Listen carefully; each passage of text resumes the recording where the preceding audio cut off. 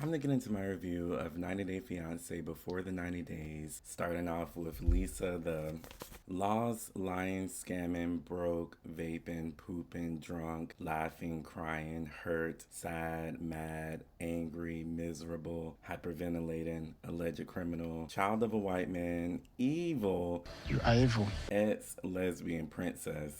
Are you a princess? I wish I was a princess. You're so sweet. And Daniel the scammer. Scammer? Oh, come on. Who is Scammer? All his other names are implied. But when I tell you I look forward to every week seeing what they are up to, they have fully carried the show on their backs. And I feel like this might be the last episode that we see them. She was crying, he was crying, I was crying, because I'm a miss the ex-lesbian. You're telling me you're being a lesbian? But after the cleansing and her shaking off the lesbian spirit, Am I clean?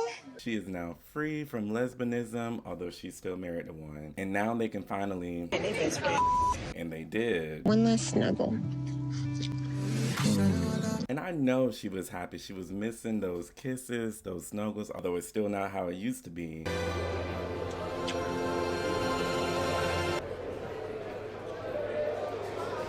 want to look at you. Let me look at you. She gotta get what she can get. And I'm even surprised. He's like, oh, can we? Can we have more sex before you go? Before you... I hope so. And I'm sure she's game, but she was like, look, there's one thing that you did not do. Baby, there's one thing you didn't fulfill last night for me. One promise. What's that? Oral sex. Oh. Daniel has me dead because he's like, let's leave that to the lesbians. I ain't going down. Her fellow women have been giving her the oral sex she wants. And she wants me to be doing the same. I am not a woman. I have my... Yes, I give her what I have. And she's fighting back, talking about, that's one of many things that I asked. There's only a few things I've asked of you, and that's a major one right there for me. And part of me is like, what were the other things? But the other part of me don't want to know, or do I? But he's in his confession talking about, I never did that to her because I don't know how to. I've never had an oral sex with Lisa because I've never tried it before. I don't know how to do it. I just use what I have. And I'm like, sir, we saw what that tongue did in the first episode. And you devoured me. You devoured me. BWO, before the wig came off. You have to be wearing your wig. Wear it. So don't be trying to act clueless now. But he's like, well, when I get to America, I'm going to make up for it, but we got to get this green card first. Oh, you're asking if I've gotten my green card. Okay. Today is her last day in Nigeria, and she is about to head home. I'm leaving to go home today after 3 weeks in Nigeria. And more than half of my trip was fighting with Daniel about my lies. And then I had to make up for all those lies. And I'm finally at a happy point. After 3 weeks of trials and turmoil and almost getting stoned, I don't know how many times, she is finally about to leave. And I know it's a sense of relief for her scalp. It hurts. I need to take it off. Oh my God. It itches.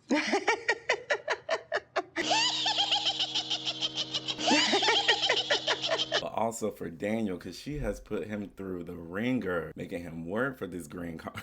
My green card. Okay.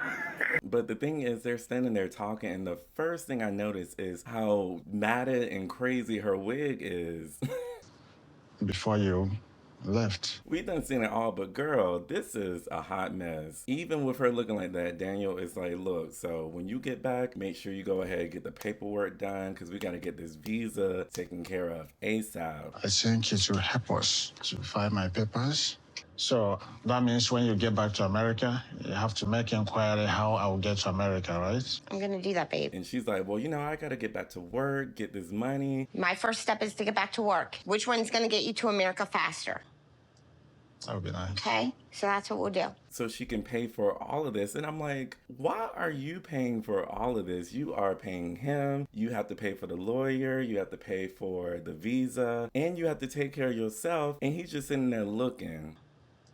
I thought he had a job. What's my job? I'm a construction worker, okay? Even with things being different, he may not have as much money for Nigeria. The fact that she has to pay for all of this and he is expecting her to, this man is fully a scammer. A scammer? Oh, come on. Who is scammer? And he don't want to hear none of that. But she also says, by the way, I cannot give any more money to you too, because I need to pay for all this stuff. I can't spend money. I ain't got no money. But, babe, you do know I can't keep sending as much money as I have been. At this point, every penny has to go towards an immigration lawyer, getting you to America, doing what we need to do. I cannot send any more money. I can't even spend money anymore. I'm done. And he's still sitting here talking about, well, you know, I might ask for some help though, so. That's fine, but you know how hard Nigeria is. So maybe I have to call you and ask you for assistance. Yes. You have to try not to because I have to save for us to get you to America. Find some money some kind of way. You better get out here and DoorDash or a table for two, something. What can I do for you? You have a table for 2 people? Sure. There you go. Thank you. And then he gets in his confessional talking about, well, she said she can give me any money, and that's all right. She said she's not going to give me money anymore. Fine, because I'm not getting married to her because of the money she's giving me. No. I'm thinking he's about to say, you know, because I'm not in it for the money. I'm in it because I love her. But he says she's the one that's going to give me the visa. I'm getting married to her because she's the one I want to settle down with. She has good plans for me. She's the one processing my visa to come to America. She's not expecting me to do it by myself. And I'm like, sir, you can't even pretend anymore. That's all this scammer's over here worried about. Whoever gonna process the visa, that's who he wants to marry. No wonder why he's on live trying to take a visa from every country. Oh, if I should have my visa right now, I will come to Canada. Yeah. Scotland. If I have chance, if I have the visa, I'll be in Scotland. And then he pulls out this t-shirt that she got him. Oh, this is so funny. You gonna wear it today? Oh my God. Knowing he's just gonna throw that away as soon as she leaves. But I'm also like, as she's getting ready doing her makeup, girl, you don't want to fix that wig a little bit? Do you know what women would say to me? She has her outfit on deck, and I'm like, girl, you in these African attires, I can.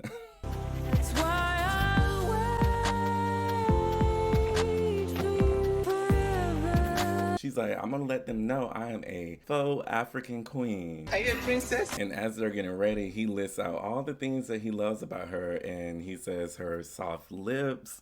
I will miss her soft kiss. I will miss everything about her. Which we already know, you got a taste of that early on. You devoured me. And she gave you another little taste of those soft lips with that little lip lock y'all did.